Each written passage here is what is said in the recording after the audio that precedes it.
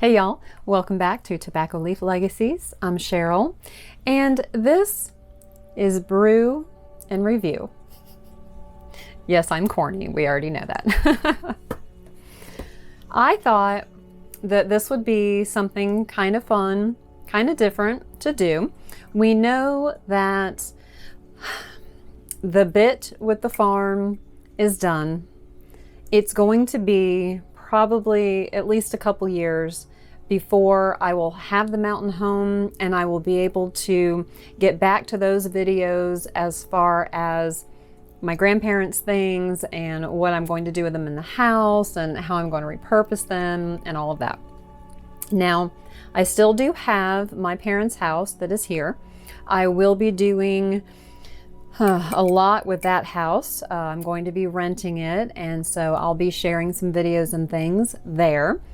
And in the middle of all that, I kind of thought, well, what else can I do? I can come up with some fun videos here and there, like for my birthday. That was a fun video that I did last year where I went and got all the birthday freebies and things like that. So occasionally I can have those kind of one-off things. I have mentioned occasional craft videos. I haven't done those yet, but I am working on that.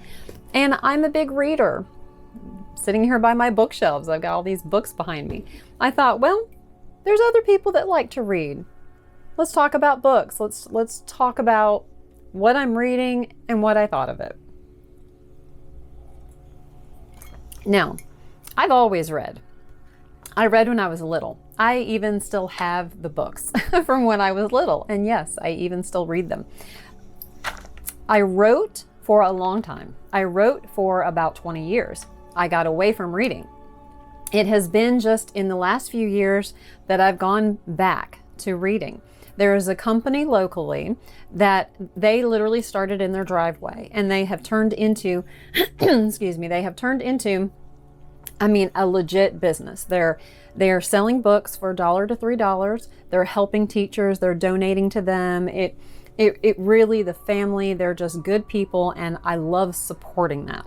So I have gotten many books from there. I do not really pay attention to what is on the bestseller list and all that kind of stuff. I look for interesting covers. I read the summaries and see if it's something that catches my attention. Maybe there's a particular author that I would like to get more of their books. I like Danielle Steele, so maybe I want to get some of those. And that supporting them has got me back into reading. I try to read a chapter each night before I go to bed. That is something that I have adopted because it helps me kind of settle down for the night. It helps get my brain, as we know, is in 100 different places. It helps settle me down, helps me sleep. There's a lot of positives to grabbing a book and reading a chapter before you go to bed. And I'm actually really glad that I've gotten back into it, because some of the books that I have picked up at this place and read, they've been very unique, very fun, very cool books, and I'm really glad that I've done that. Okay, so let's talk about this book right here. Sure, we can see that. Reclaiming Paris, a novel by Fabiola Santiago. I will admit, the reason I bought this book, the cover caught my attention. You know why it caught my attention? When I get to my mountain house, I will have a guest bathroom somewhere. And when I saw this, I thought, ooh, my guest bathroom is going to have a Paris theme. Wouldn't that be pretty on a shelf? Okay, yeah, let's check this out. Well, then I read the summary, the synopsis, whatever you want to call it in here, and I thought, oh, okay, that sounds kind of interesting too. Let's check this out and read it. So, let's see, what can I tell you about this? I have like my little notes and things here. We know how I am. Okay, this book was published in 2008. The summary that is on Amazon says, Miami Herald Prize-winning journalist Fabiola Santiago tells the story of a woman who switches perfumes every time she changes lovers along her journey to heal from the loss of family and country. Okay, mark my page here in the book for a second. What I want to do with my book review videos is just tell you kind of an overall opinion of the book and then answer 10 questions about the book. When I looked up book reviews and things like that, book clubs, for example, that's kind of what they do to discuss the book. And so I thought that that would be kind of a good thing to do here. So if you see me reading, this is what I'm reading because I want to make sure I don't forget stuff. My overall opinion. Okay. I told you that the cover, is what caught my attention first. But aside from that, the story itself, the bit with the perfumes, at first I thought, is this going to be silly? Is this going to be kind of trivial in a way? It is not. The bit with the perfumes, Marisol is the main character. She chooses a different perfume for the different moments in her life, the different suitors in her life. And she begins a perfume when she begins a relationship. When that relationship ends, she ends use of the perfume and she moves on to the next one. Sometimes there is a great search for this perfume. It's not she just runs out and grabs something. It has to speak to her. She has to connect with it. I found that part of the story was actually very much in the background. It was not a focus of the story. It was not a predominant part of the story. It was in the background. And it was something that I understood symbolically. There is something to be said for clean breaks. Think about something in your own life, a time that was very difficult. And sometimes when things drag out, breakups especially, when they drag on, it really takes a toll on you and it makes things much harder sometimes than they should be. And having like these little divisions, I feel like, as I like to say it, makes your head happy. It kind of falls in line with that. And like I said, the how it's symbolic in her life is very important. I understood that as well because I kind of feel like my life right now is getting to that point. My 50th birthday is going to be next year. And I have kind of realized over the last couple years that a part of my life is ending and the next phase of it is beginning. And I say that because, not so much because of the 50, but of the way of the events, the timelines, the things that have been happening in my life. I will be starting the second half of my life without my parents, without my grandparents' home and land. And guys, that's all my life has been, is that. And all of it's gone and we're starting anew. And so maybe my perfume is the mountain house, because that is a new venture. It is a totally new venture with nothing from my past coming with me. I mean, obviously I have things, but as far as like people and you know what I mean. So I really kind of understood that once I thought of it in my own life and with how kind of events in my life are adding up. I really got that and really connected with that. The story Marisol I can't say her name. Marisol, with her story, it starts out at one point in her life and then we kind of go back and we follow her journey to see how things happened, when they happened, how she felt, to then kind of come around full circle at the end of the story. And I honestly, I'll admit, I enjoyed it more than I thought I would. I wasn't really sure what to expect. Because it is a Cuban-based, you'll probably hear me say that 10 times, but because it is a Cuban-based book, I will say that there are some things that I didn't get simply because I'm not Cuban and I am not familiar with the history, not 100%. I'm not familiar with the history. I'm not familiar with the political mess and things that have happened down there over the last, 50, 60, however many years. I'm not familiar with that. So there are, I think, some elements in the book that I probably didn't connect with for that reason. If you are Cuban, if you have Cuban ancestry, if you have any tie like that, you're going to even get more out of the book than I did. But overall, it was a great read. So let's get into, let me get into my questions and we'll go from there. What do you think about the cover? Well, as I've already admitted, the cover was the first thing that caught my attention. I thought that it was designed really well. It was really pretty. It just is even made of a pretty kind of shimmery, you probably can't see it on here, material. It's just really nice. But I feel like that it perfectly reflects the story that you're about to read. So I really liked it. Is the title an accurate representation of the story? Absolutely. Title is completely accurate. Now, I will say, personally speaking, I would have liked for there to have been a bit more Paris in the mix, in the story. Paris is significant. I won't explain how exactly. Paris is significant. However, I really like Paris, and I'm very French. My ancestry is very French, and I just would have liked to have seen a little bit more of Paris, but it definitely did not take away from the story, and like I said, the title absolutely fits. How original or unique was the story?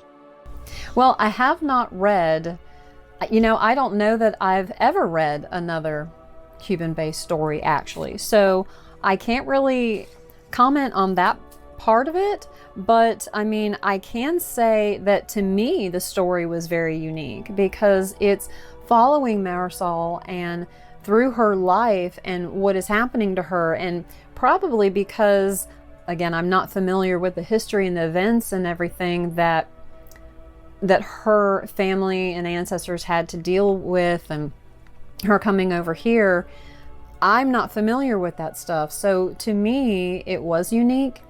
And also the way that the author wrote the story, I feel like was unique because it wasn't just, I don't want to say a typically written story, but her way of writing is very pretty, very flowy, almost romantic in a way. It's a very easy story to read. You really kind of go through with Marisol and you really do understand what she's feeling, what she's thinking.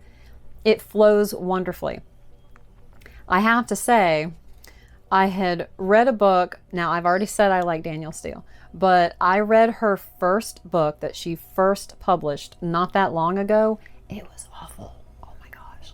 Don't read it. Don't tell her I said that. Oh my gosh. It really was awful. But the one thing, it was hard to read.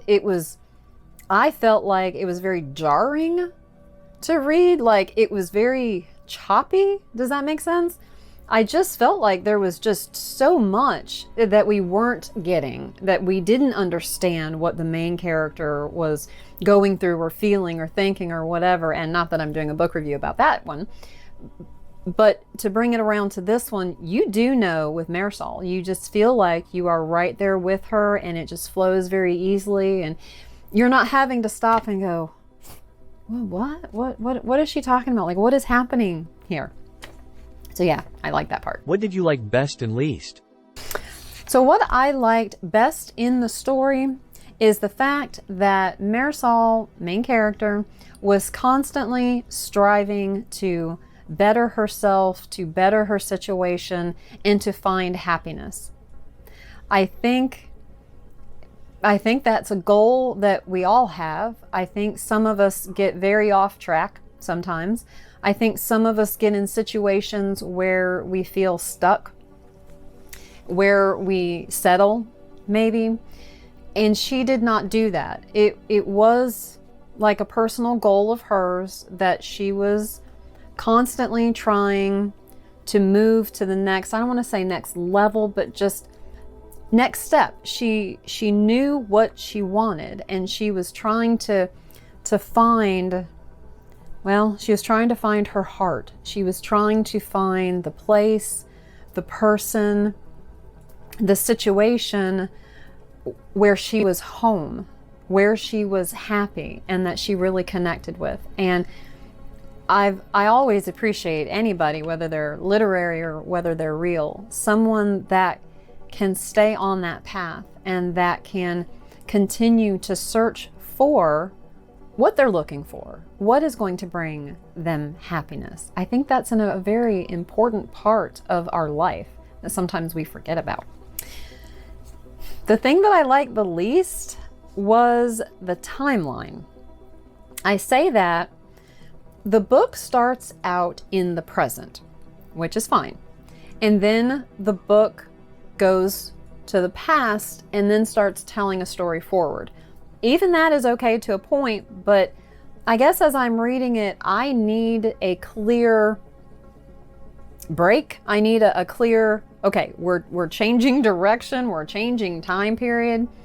And it, to me, was a little muddled. And then as we were going through, in a sense, to kind of catch up with where we started, like, it introduced a character that I'd read about in the first chapter. And I was like, well, wait, I thought, who is this? And I had to like stop a couple times and go back like to the first chapter and be like, oh, okay, that was so and so, that was okay. And so I found that very very confusing a little bit. Like I said, I know a lot of stories will do that a bit, but they're just, I feel like, needs to, like I said, be an obvious division or an obvious some way to explicitly explain where the character is. Really, though, that was kind of my only frustration with it. What feelings did the book evoke? I don't know that the book evoked so much feeling in me as it did curiosity. The story itself is not an overly emotional story. You don't have, for the most part, anything like extreme happening where you're going to kind of be riding this crazy roller coaster with the character. It's not that kind of story. I actually read a story, back to Danielle Steele, eons ago. High school, probably. It was Message from Nam. Have you read that book? Okay. At the end of that book, I was sobbing. I was absolutely sobbing. That evoked emotion because it was very extreme. Very extreme. I mean, Vietnam itself was extreme. So you can imagine a storyline that is in the middle of that. That evoked emotion. Like I said, this did not. But what it did, it evoked curiosity.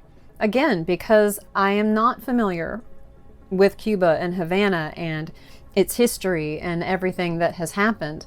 It evoked a curiosity to go back and look up and read about some of the things, places that she talks about, events that she talks about. And I think if I were to do that, read more of the history, and then come back and read the book, I would probably connect with it on a different level, and it might invoke a little bit more emotion then, only because I have more of an understanding with it. What is your favorite quote or part of the book?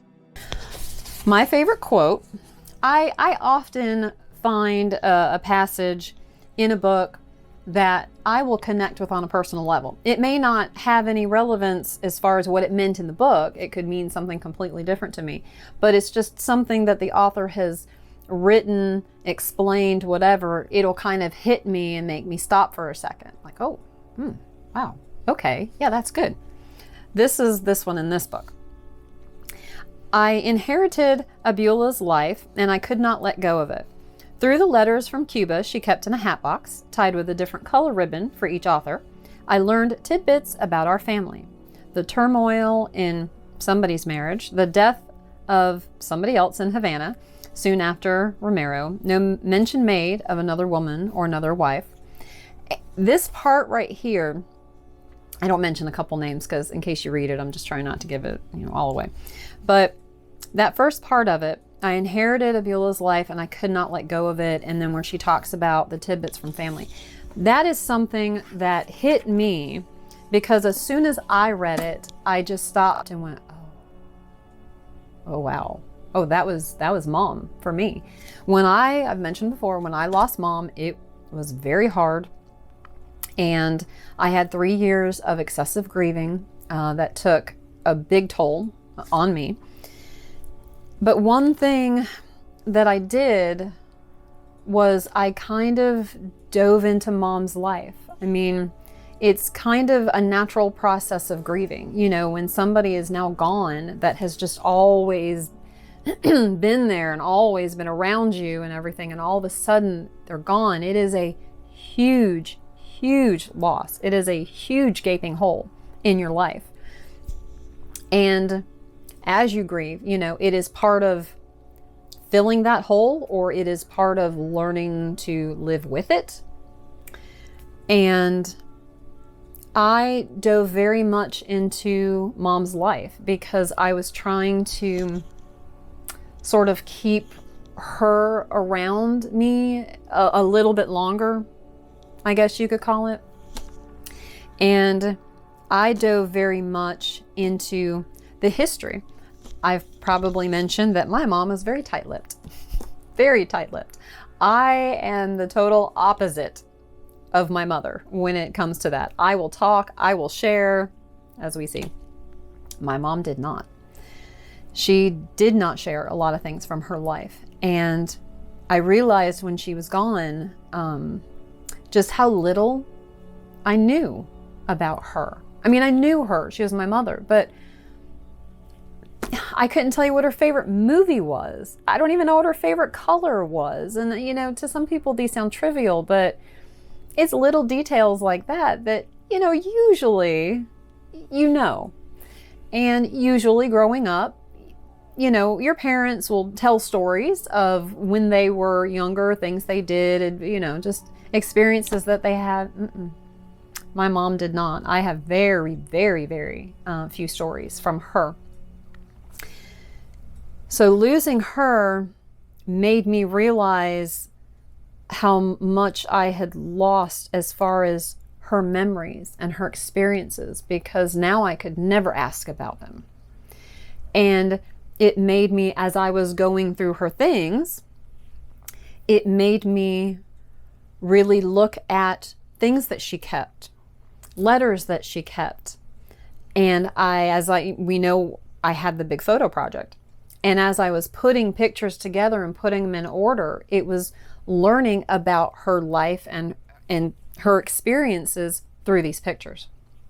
So when I read that quote about the main character like that with the one that had died, I absolutely identified with it. And it was just one of those that I had to stop for a few minutes and take it and kind of reflect on it in my own life.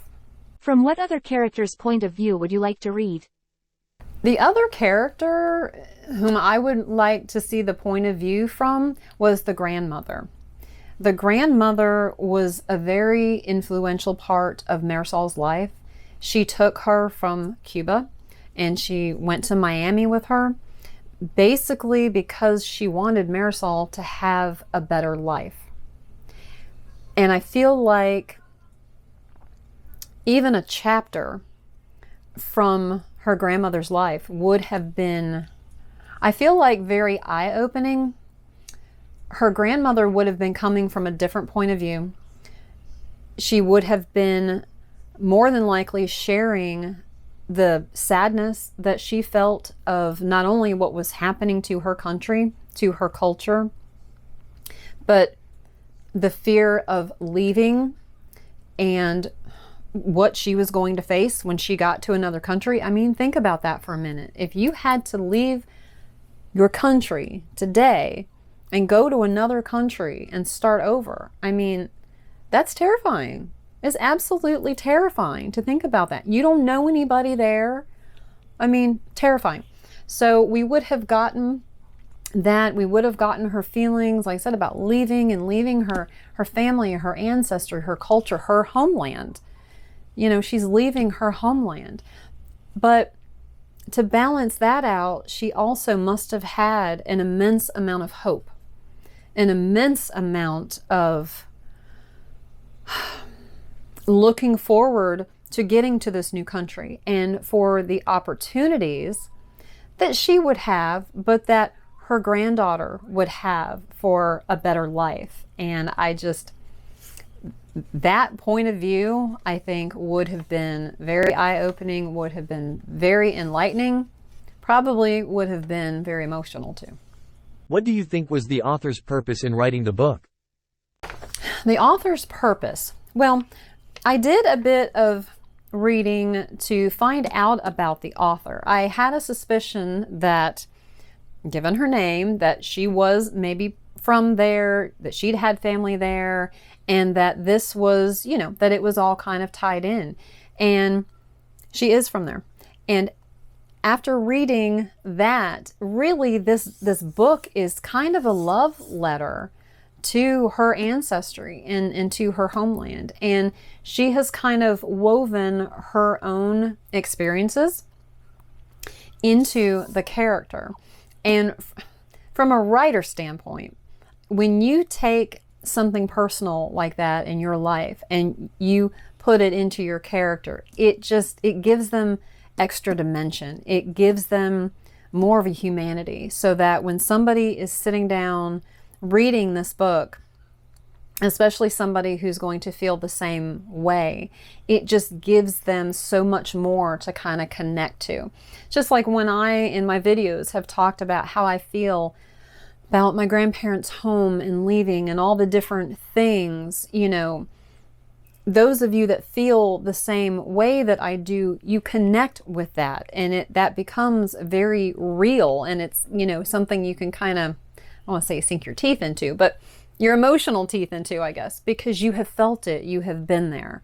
And that's kind of what she has done in the story. Would you read another book from the same author? Would I read another book by her? Absolutely. Absolutely. Her style of writing, I've already said, was absolutely beautiful, very easy to read. And aside from that little timeline bit, I really do enjoy her storytelling, how she tells the story. Would you recommend it to others, and or would you read it again? I would read it again. The way that I am with books, if I read a book and it was just okay, or, you know, if it's not something I can see me reading again, I don't keep it. When it's a good book, good story, I like the author, it goes up on the shelf, because eventually I will read it again. There is a book, oh my gosh, I'm going to absolutely forget the author at this point because I'm all into this book right now. But the book is called Lightning. Dean Koontz, I think that's how you say it. I remembered reading that book, middle school, high school, and I remembered loving the story. It's a time travel kind of story. Have you read that one? And when I started going to the little bookstore that the family has, that was actually a book, one of the first ones that I was looking for, because I couldn't find my copy. I couldn't remember if I kept it or not, but I liked the story so much. And I was like, I want to read it again. And so they had it. I found it. It took me a few trips, but that's okay. And when I read it again, it was just like, oh yeah, you know, because I'd forgotten so much of it. I remembered like little bits and pieces of it, but if I like a story, if I think the book was really good, it'll go on the shelf. I will keep it. And so this is definitely one that I would recommend. And especially if you're Cuban and if you have that ancestry, if you have the history and things like that, definitely, because you will get so many more references than I did, and it will mean even more to you.